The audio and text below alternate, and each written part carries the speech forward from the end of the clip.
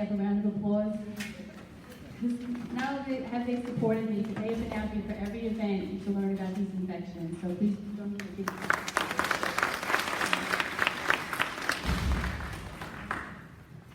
For those of you that don't know me, my name is Eileen Valerio. I am the registered school nurse here at Larchmont Elementary School, and I have been for the past 25 years. And yes, this is my natural hair color.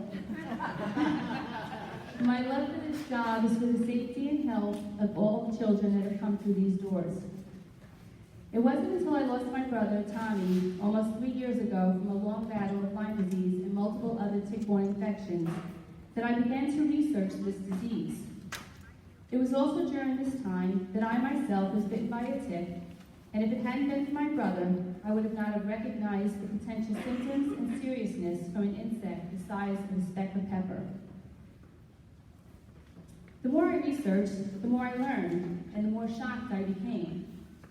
Because with our CDC reporting close to 400,000 cases of Lyme disease in the United States a year, they know full well how big a problem this disease is, but for some reason they try to diminish it and make it seem like it's nothing but a nuisance. I am here to tell you, it is way more than a nuisance.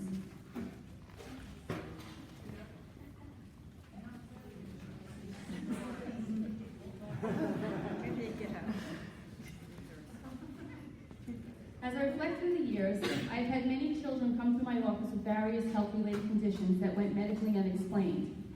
I found myself reaching out to a few families, and one child in particular suffered needlessly for most of his childhood and spent many years on homebound. He ended up testing positive for Lyme disease and babesia, but I am happy to report today that he is pain-free and excelling in high school. His mom has actually written 2 books about their medical journey. If you're interested, there is a flyer out on one of the tables. I especially loved her book, Connecting the Dots. I had another child that was new to Larchmont and was diagnosed with autism. When I met the mom to get the child's medical history, I stopped her when she said, "Don't get alarmed about his intermittent high fevers. He's been to every doctor and they diagnosed him as benign fevers." After reviewing his medical records, I couldn't believe my eyes. Long story short, this little guy was tested and was positive for Lyme disease, Bartonella henselae, Bartonella fontana, and babesia. He was most recently diagnosed with chronic autoimmune encephalopathy and will be undergoing IVIG to hopefully reboot his immune system and lower his chronic inflammation. I will start off tonight's presentation with a short PowerPoint, which will then be followed by a very special guest, Dr. Robert Bransfield, who I will introduce shortly. After the presentation, we'll have time to answer any questions. So if you have a question, there's a basket by the door with index cards. Please feel free to complete one. We would also love for you to join us on the stage afterwards for Take a Bite Out of Lyme. And feel free to purchase snacks in the back from our lovely PTO who made this event possible for us. And lastly, please sign in, because at the end of the night, you might be the lucky winner.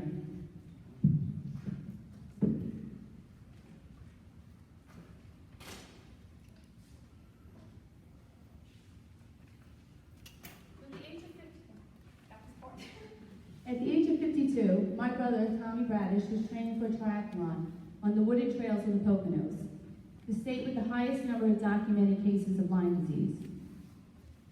Prior to his sudden onset of weakness, he was very healthy and active within the community, often working with children with special needs. He loved to camp and he loved to travel. For the next 2 years,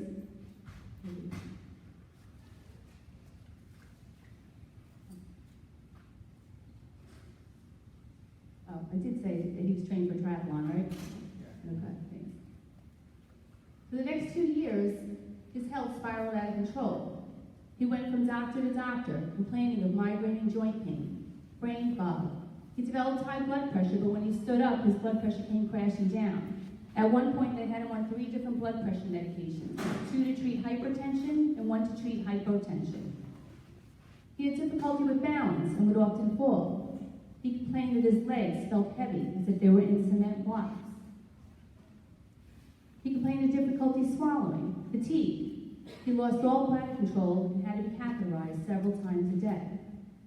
He developed drenching night sweats, His blood sugar became elevated, and eventually he was diagnosed with type 2 diabetes.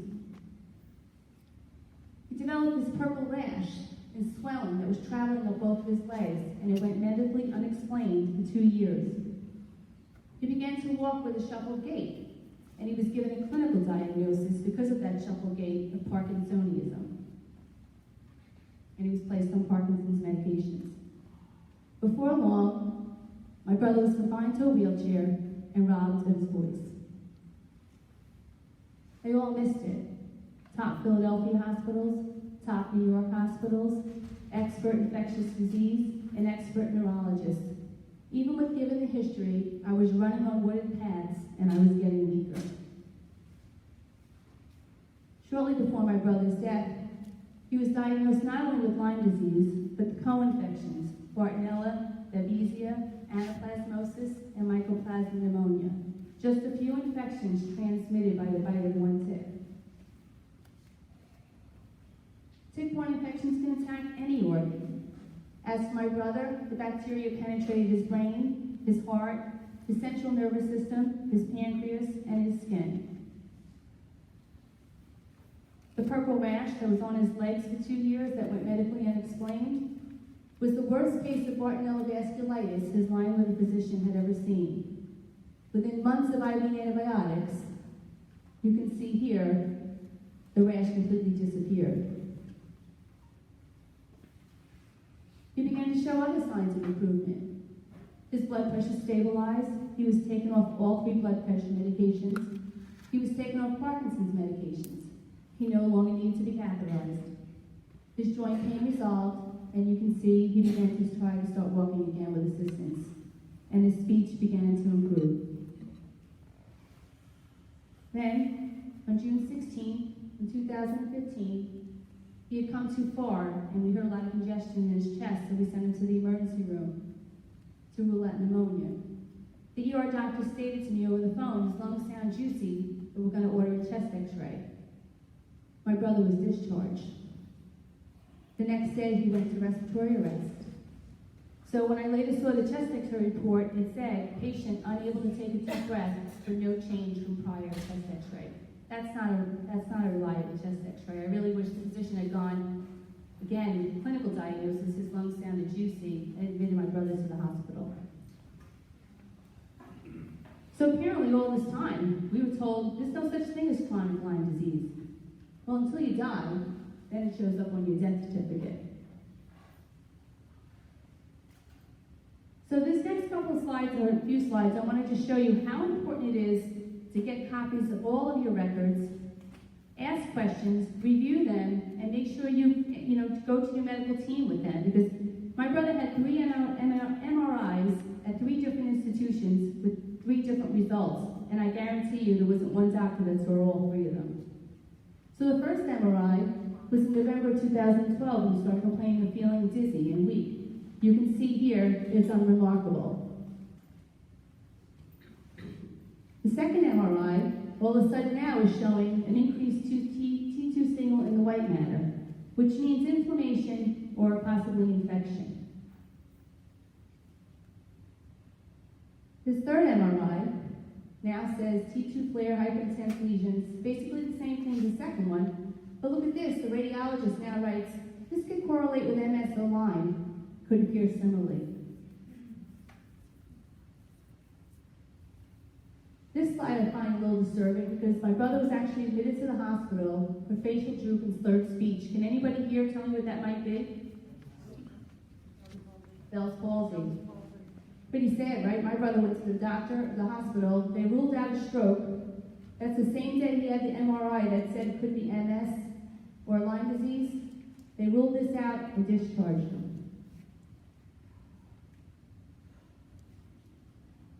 So at this point, I was totally unaware of the Lyme disease controversy. I was unaware that there were 2 groups of physicians that diagnose and treat Lyme disease that have totally different views. The IDSA, Infectious Disease Society of America, believes Lyme disease is relatively rare, overdiagnosed, difficult to contract, easy to diagnose through blood tests, and straightforward to treat. The ILADS and the International Lyme Associated Disease Society I call them the brilliant doctors, they believe Lyme disease is very common. It's underdiagnosed, it's easy to contract, difficult to diagnose using standard blood tests, and it's not always easily eradicated, especially when treatment is delayed or inadequate. So our CDC is following the beliefs of the IDSA, or the Infectious Disease Society, even though the evidence is overwhelming that Lyme disease can be a serious and potentially debilitating illness that can become a persistent long-term disease. So mainstream medicine, pediatricians, primary care doctors, they're following the CDC guidelines, and they will not steer away from them. Most won't steer away from them, because if they do, they're actually jeopardizing their medical license. The ILADS physicians, or the Lyme litter physicians, on the other hand, are constantly under scrutiny by medical boards and insurance companies for not following the inaccurate CDC guidelines, leaving patients having to pay out of pocket. But these are the physicians that are willing to think outside the box. At the end of the day, it's about the patient, not the CDC and not the insurance companies. But unfortunately, we end up paying. So the only test mainstream medicine doctors are allowed to use is the CDC two-tier test. This test was actually developed by the CDC to keep track of Lyme disease. It doesn't even test for Lyme disease. A test for Lyme disease would find the germ and show you how you were sick from that germ. This is a test that sees if you have antibodies that will stick on a strain of a germ. It was never meant to be a diagnostic test.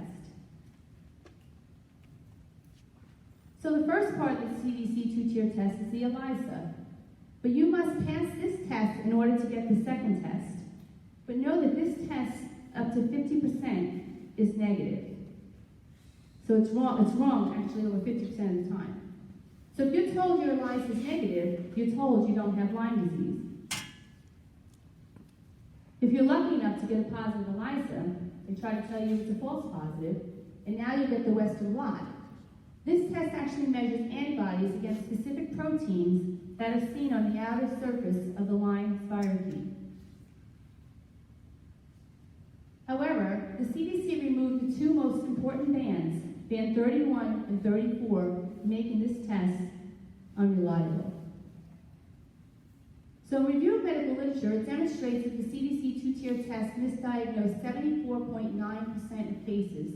So 3 out of 4 patients are misdiagnosed, and that's actually from a study from Johns Hopkins in 2005. So if your physician tells you your test is negative, I urge everybody to get a copy of it. Because what I want to show you up here is there are 5 bands that are specific to Lyme disease: 23, 31, 34, 39, and 93. So if you have any of those bands and you're symptomatic, you really need to explore the diagnosis of Lyme disease.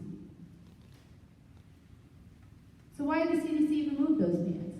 Well, in 1998, there was a Lyme vaccine that was developed called the LymeRx vaccine. It was short-lived because it was actually making people sick, so it was removed from the market shortly after. But you see, the CDC used bands 31 and 34 to make that vaccine. So if these proteins were so important to make a Lyme vaccine, why weren't they put back into the CDC test when the vaccine failed? So there's many reasons for a negative Lyme test. There are over 100 strains of Borrelia in the United States. There's over 300 strains of Borrelia in the country. Our CDC labs are testing for one, Borrelia burgdorferi. Not all labs have the same testing protocols. A positive Lyme test at one lab can be negative at another lab. The 2 very important bands, as I said, are missing, 31 and 34. A Lyme test is not recommended until 4 to 6 weeks after the bite. It takes that long for the patient to develop antibodies, and by then, you can have a chronic infection. The Lyme bacteria eventually leaves the blood and enters the tissues and organs. Patients may not have Lyme disease, but instead another tick-borne infection. Lyme disease suppresses the immune system, and in a suppressed immune system, the blood test is unable to detect antibodies. So in 2013, the CDC updated its website overnight from 30,000 cases to 300,000 cases a year. Today, the CDC is reporting close to 400,000 cases of Lyme disease in the United States, and good old New Jersey is number 2 with the highest documented cases. And our children at the highest risk. So as I was navigating the healthcare system with my brother, God has a sense of humor, I was bit by a tick at my son's baseball game. It had been attached less than 24 hours. I thought, I'm a nurse. I know my brother's case was rare. I know what to look for. I never got a bullseye. About 3 weeks later, I had this low-grade fever and stomach upset, and that was my flu-like symptoms. I always thought flu-like symptoms, you were supposed to be severely fatigued, headache, stomach upset, the full-blown flu. What they're saying is between 3 days, weeks, or months, you can have a sore throat. So it's just flu-like symptoms that will come on after your tick bite. This literally lasted maybe a couple hours. I would have thought nothing of it. I developed floaters in my left eyes. I had these little gray specks in my left eyes. Fatigue. My eyes became light sensitive. I had heart palpitations, air hunger, where I felt like I would take a deep breath when I just wanted a little more air and I couldn't get it. I had pain at the bottom of my feet, especially when I woke up in the morning. So my brother saved my life. I went to my family physician and I asked for a Western blot, a Bartonella test, and a Babesia test. My physician refused. I couldn't believe what I was hearing. She never heard of Bartonella, but she tested me for Babesia and Ehrlichia and ordered the basic ELISA. I then requested antibiotics, and I was denied. I was told that I would have a referral to go see an infectious disease physician. Needless to say, I left that office and I got myself into a Lyme liver physician the very same day, who put me on 2 antibiotics, just based on my clinical picture. What I know today, I would have gone from doctor to doctor as soon as I was bit to get a minimum of 4 to 6 weeks of antibiotics, which could have prevented my illness. There is no cure for this, so right now we have to prevent getting sick. So they say to treat the bite. So I decided, you know what, I'm going to do my own little clinical trial with my own testing. So this was my first test, the ELISA, which is over 50% negative, 50% of the time negative. So here I am, I'm negative. Same day, July 28th, my Lyme doctor sent my blood work out to Hygienics Lab in California. And not only was I positive, but I had reactivity to 7 out of 12 bands. And 3 of those 5 bands were Lyme specific, so 23, 39, and 93. And I just want to say just a couple of things about Hygienics. Number one, it's a clear certified lab, meaning it goes through the same rigorous inspections as the CDC lab. My insurance company reimbursed me 80%, so that alone should make the lab a legitimate lab, and also, if you're negative on Hygienics, again, it's a clinical diagnosis. Just because your test is negative, your physician may tell you negative, but if you have bands, especially the five specific bands or any one of those bands, you still have to explore a diagnosis of Lyme disease because it's the clinical picture and it's the laboratory testing. So I thought, well, maybe I missed the window period. So I asked my doctor, let's do another Western blot. This time it was Quest Lab. Well, all of a sudden I'm now IgM, which means acute infection, for band 23. But according to the CDC, I still can't fit into the statistics because I don't have 2 out of these 3 bands to be positive, even though band 23 is specific to Lyme disease. But at least they found something. And you can look down here, I was also tested for Bartonella Hensley and Cantana, and I was negative for both. It had been about 6 weeks now since my tick bite. This is IgG. I did come up with band 41, but a lot of times you can have band 41 with multiple other bacteria and viruses. So in October 2014, I continued to have the symptoms. All of a sudden my thyroid went. Now I can tell you back in June I had routine blood work done by my OBGYN doctor and my thyroid was perfectly normal. So it's no coincidence to me that not only did I develop hypothyroidism, but I now have Hashimoto's, which is autoimmune, meaning something attacked my thyroid. I started developing these episodes of panic, and the only way I can describe them is I literally felt like I was crawling out of my skin. I started getting tremors in my legs. They would just start shaking for no reason. So fortunately, my doctor sent my blood work out to a lab called Galaxy Diagnostics. They are the best lab to test for Bartonella. And again, it's a CLIA certified lab. My insurance also reimbursed me my out-of-network. And I also want to just say there's two tests for Bartonella, because a lot of doctors don't know this, but there is a triple drawer PCR test, which is probably like close to $1,000, and there's the iron-based serology Bartonella panel. When I met with Dr. Maggie at Galaxy Diagnostics several years ago, he told me Bartonella is like finding a needle in a haystack. It evades the blood system.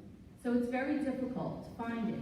So the triple draw, the idea of that is every other day you get blood drawn hoping to find it. But again, it's a $1,000 test, so if people don't have the means, this iron-based serology, basically anything over 32 shows reactivity. My number was 256. But I also don't want you to think about that number being, if you're over 32, if you're 64, for example, my brother was 64. Now you look at his legs, he was loaded with Bartonella. But it's not in the blood system, so it's very hard. So whether you're 64 or 256, if you have Bartonella symptoms, again, you've got to explore that diagnosis. So I thought, what the heck, let's try LabCorp. Let's see what LabCorp finds. So in LabCorp, there's no band 23, there's no band 41. I'm completely negative on the Western blot.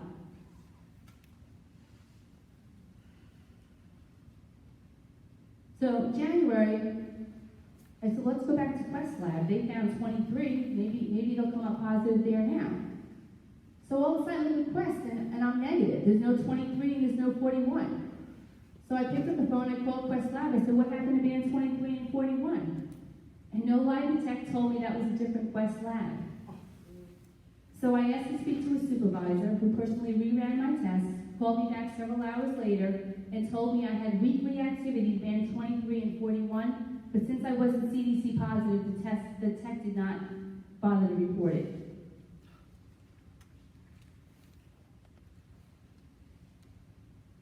So this is from 2016. Bartonella is tough. I honestly think it's worse than Lyme disease. I was still having trouble getting rid of Bartonella. And just so you know, these co-infections, it's important to know whether you have them because it's different antibiotics that treat Lyme disease that will treat Bartonella and Babesia, for example. So again, I decided, you know what, I'm going to go for the $1,000 test, especially since my insurance company paid out a network for me. So here is my Bartonella PCR, which again shows you I am completely, it came up negative. But over here, I still am Hensley 128, Platonic 256. So I knew I still was fighting an active Bartonella infection, so we started trying different antibiotics. So in June of 2017, I was in remission. But I thought, let's get another CDC Western blot. Well, you can imagine the look on my physician's face when I just came back CDC positive after 2.5 years of multiple antibiotics. So that was 5 different tests, I think, with 5 different results. Pretty scary. So the bottom line is physicians do not have the tools to prove or disprove that a person has Lyme disease. The same goes with the co-infections, as the testing is inadequate. And don't let anyone tell you that your blood work shows a past infection. If you have symptoms, it's a clinical diagnosis, and that infection can very well be active. There isn't a cure for Lyme disease, so don't wait for symptoms. Early treatment is your best option. So it's a clinical diagnosis, as I said. Had my brother been clinically diagnosed, he would be here today. I find it interesting that the CDC is worrying about the superbug. I got breaking news for them. This is the superbug. And it's amazing, we're all trying that one antibiotic that works for you might not work for me. So as far as I'm concerned, in my opinion, the CDC is kind of creating this because we're all guinea pigs looking for antibiotics. that are going to make us better. If they would just do the research and get us a reliable test and a cure, we wouldn't be having to use all these antibiotics. And just as a side note, do you know 70% of all antibiotics are actually used in farm animals?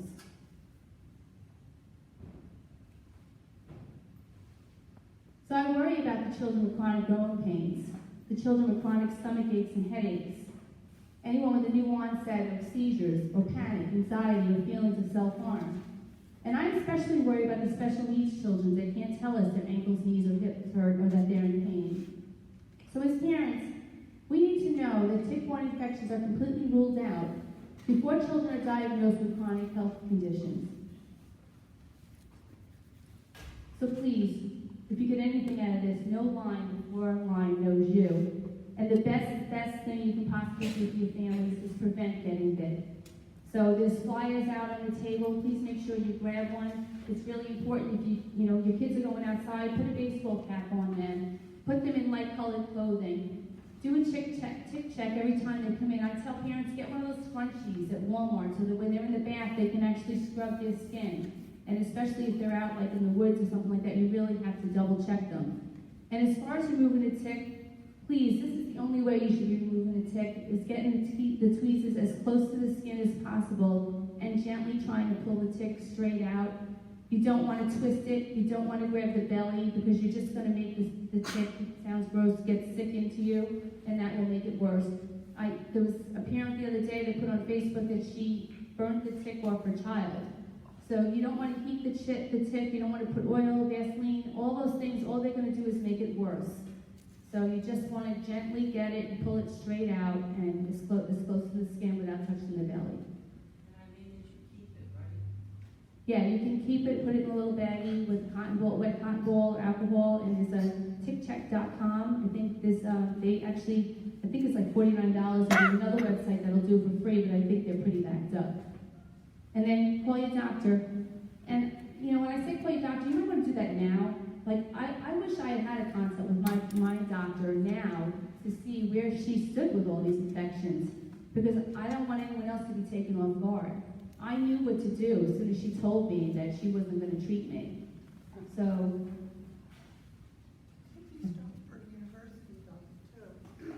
yeah, they do. Yeah, I don't think it's free though, right? It's probably not free, but it's probably not very much money. Yeah. Yeah, there's a few places. Yeah. Okay, so that's all I have. But